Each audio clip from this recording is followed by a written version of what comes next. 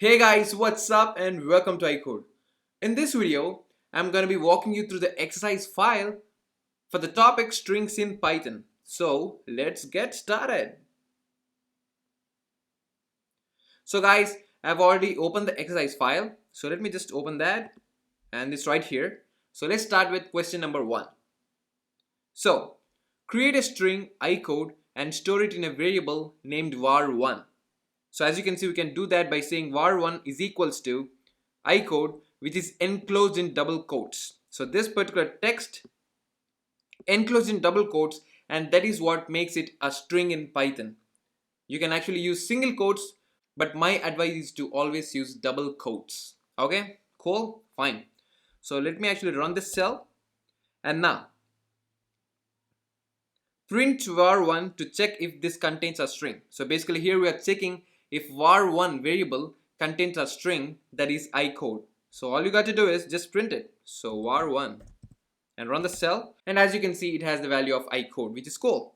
Now coming for the question number 3, create a string it's cool and store it in a variable named var2. So all you got to do is same thing. So var2 is equals to double quotes and write it's cool. So it's cool. So run the cell and now print var2. So var underscore 2, and there you go, it has the value it's cool. So coming for the question number 5. So count number of characters in string var underscore 1, that is var1, using a Python function. So I told you in the last video that to find number of characters in a particular string, you gotta use a function, that is a Python function called len function. So all you got to do is len, put a bracket, and inside this bracket you need to put that string. So basically var1 contains that string, so we can just put var1. So var underscore 1, run the cell, and you can see that this particular string has 6 characters in it. And even you can check that as well. So this particular string iCode has 6 characters, 1 2 3 4 5 6, and that is what we got right here. So it's correct. Now count the number of characters in string var2 using Python function. So we can do the same thing. So len var underscore 2, run the cell, and it's 9. So coming for the question number 7, what is the index of characters I and E in the string var1? So basically we need to find the index for I and E. So basically the first character and the last character for this particular string. So I told you that indexing starts from 0, and Python gives index to the string starting from left to the right, right? Cool. So it starts from 0. So basically I has an index of 0. So 0, 1, 2, 3, 4, 5, and E has an index of 5. So that is what we need to find here in the question number 7. So let me just make this a markdown cell. And so I's index is 0, whereas E's index is 5. Run the cell. Cool. Now coming for the question number 8, print the third character of var2 from the left. So basically it's var2, and we need to use the square brackets. Inside this bracket we need to put 2, not 3. So let me just go to that string. So we need to print this third character, that is 0 1 2. I told you that indexing starts from 0, right? So 0 1 2, and this is the third character in this string which has an index of 2. So we need to put the index here, not the position of the character. We need to put the index here. Okay, cool. So var2, square brackets, and inside the bracket you need to put the index of the character, that is the third character which has an index of 2. So run the cell, and you can see that we got this single quote, which is the third character in this particular string. Great.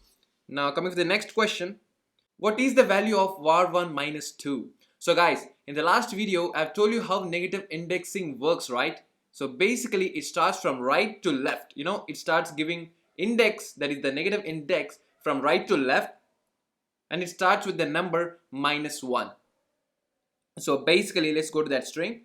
So it starts from right to left. So right here it starts from E, and it starts with -1. So -1 -2. So this is the character with index -2. So the answer is D. So let me just make this a markdown cell and write the answer D. That's it, the character D. Run the cell.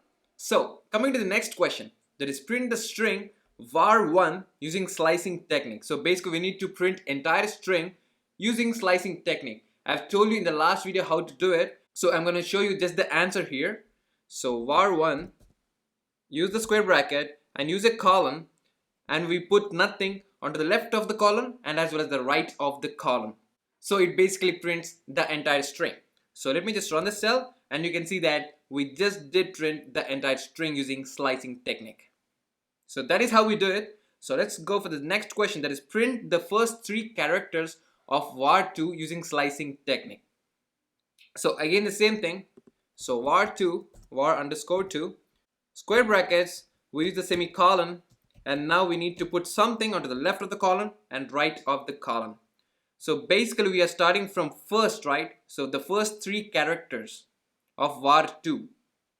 So let me just add a cell here on top of it. So insert a cell above, and let me just make this a markdown cell.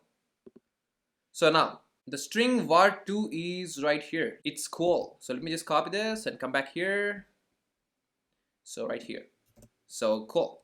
So we need to print the first 3 characters. So this one, and this one. So we are basically starting from this character, right? So we need to put 0 here. That is the first character. We are starting from the first character and we want the first 3 characters. That is, 1, 2, 3. So till here. So what is the index of this particular character? It's 2, right? 0, 1, 2. So we basically need to put 2 here.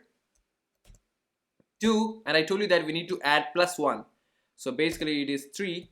So run the cell and there you go. We just printed the first 3 characters of this particular string, that is var2. That is its cool. You got it? If you have any doubt, just come to the Slack channel, I'll be there. Okay, cool. Now coming to the next question, I want you to print ICD from var1 using slicing technique. Remember, you can use step size. Yes, we need to use step size right here. And I've told you in the last video how to use step size. Basically, we need to use 2 columns now, not just 1 column. So all you got to do is var underscore 1. First with the square brackets and now 2 columns. So now we're going to put nothing onto the left of this column and right of this column because we need the entire string. And here we're going to use a step size of 2. So 2. So let me just tell you what is happening right here. So let me just add a cell right here. So insert a cell above and a markdown cell. And let me just get that string. So where is that string? I code. Yes, I could copy this and come back here, paste this. So first of all, we want the entire string, and that is the reason I did put nothing onto the left of this column and right of this column. So this is basically the same thing that we did right here in the question number, where is that question? This one, question number 10. This is exactly the thing that we did right here. So basically we want all the characters right now, but with a step size of 2. So basically we start from here. So this gets printed and we take step size of 2. So 1, 2. So this gets printed and step size of 2 again. So 1, 2. And step size of 2 again. So 1, 2. So basically we print I, C and D. You got it? Great. So let me just run this cell and you can see that we got the answer as ICD. So now we need to reverse the string var2. So guys, in the last video, I've told you how to reverse a string with a simple trick. You need to use a step size of -1. That's it. So var underscore 2. So 2 columns, and right here you need to use step size of -1. That's it. So run the cell and you can see that we reverse the string, that is var2. That is, it's cool. Now coming to the question number 14. Is this operation valid? So basically it's asking whether we can change a particular character in a string. So basically, let me just run that here and let's see what happens. So var2, 2. So basically we are changing the character, this particular character, that is with index 2. So that is basically, 0, 1, 2. So basically we are changing this character, that is this particular single quote, and we are replacing that with D. Okay. So let me just do that and run the cell. And you can see that we got an error and it's saying that string object does not support item assignment. So guys, basically in Python, you can't do this.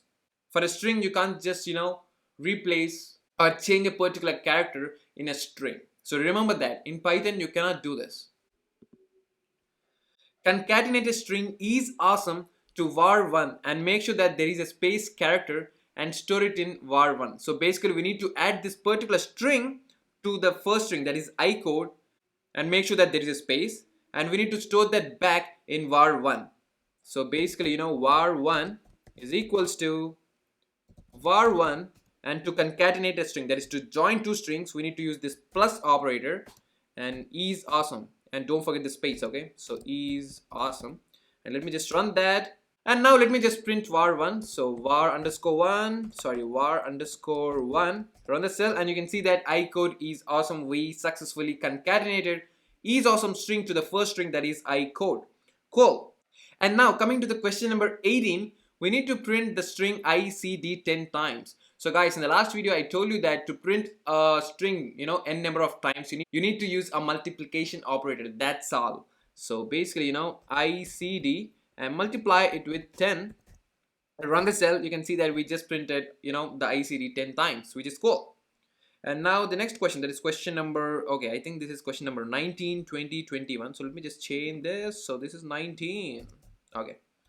So coming to the question number 19, print the string ICD 10 times using slicing technique. And let me just go back to the question number 12. So question number 12 right here. So if you see here, we got this particular string, that is ICD, using slicing technique, and if we just multiply this 10 times, we got our answer, and we use the slicing technique as well. And guys, but one thing, here the value of var1 was I code, but now the value of var1 here we just replaced with var1, that is var1 plus is awesome. So now the value of var1 is I code is awesome. So this particular thing is now var1. But here when we perform this step size thing, the value of var1 was I code. So now this particular thing doesn't work. We need to just create a new variable again now. So let me just go back here, and let me just create var3 is equals to I code, and now let me just copy that entire operation in question number 12. So let me just copy this and put it right here. I just need to change this to 3 and multiply it with 10, and there you go, we got the answer. Cool.